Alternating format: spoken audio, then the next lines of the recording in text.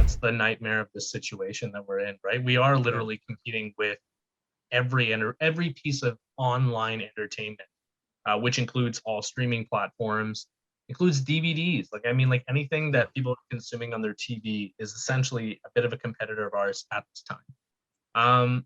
And there's a lot of things that we do differently. So it's just about how you pitch the story and again, what makes you different. So, we're going to have a tough time trying to compete against Netflix no matter what, right? I mean, the concept of Netflix and chill has now been ingrained into the minds and hearts of everyone across the globe. So, I mean, we're already at a disadvantage because that brand owns a lifestyle, essentially.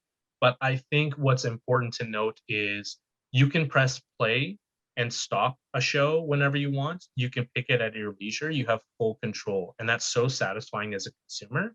So, what we do that's different, at least this is what I believe, is our shows are a one-off, right? Like improv is one of those things where you watch it once, it will never happen in the same way ever. I mean, you can have, a theme or a troupe that has a specific style. So you'll see the style kind of bled out throughout the production or the show.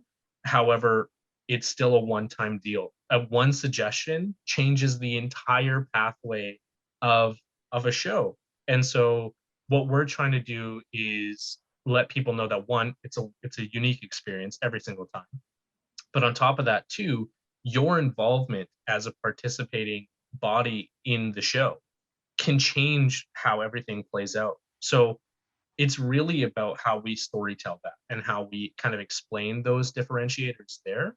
But, from an advertising perspective, we're not going to be able to compete with them. So instead of even trying to compete with a large franchise or large streaming company, I think that it's best for us to just double down on what we know works for us and what we know we're good at, and then just finding a better way to communicate that to people about why this is still a unique experience. And like I said, I think people want to feel like they're part of something right now, especially because they don't really feel like they're connected with their friends and family at this time. Like even if you're calling somebody, it's not the same as going and meeting up with somebody for like a nice walk or anything else like that, right? So really shifting gears and saying you have creative control right now, or at least you're part of the show.